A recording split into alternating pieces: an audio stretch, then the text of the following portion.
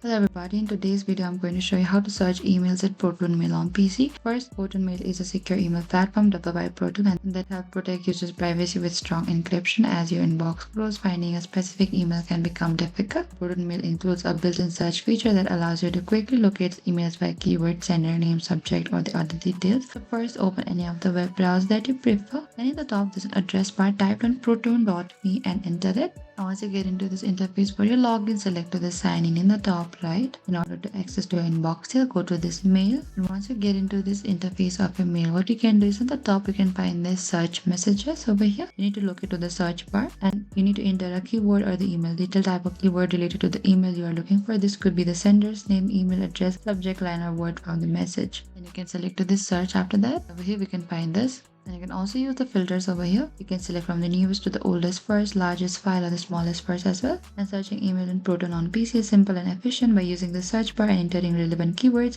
you can quickly find important messages without scrolling through your entire inbox. And thank you for watching this video. I hope I could help you. If you have any queries or confusion, please comment down and we will reach out to you very soon.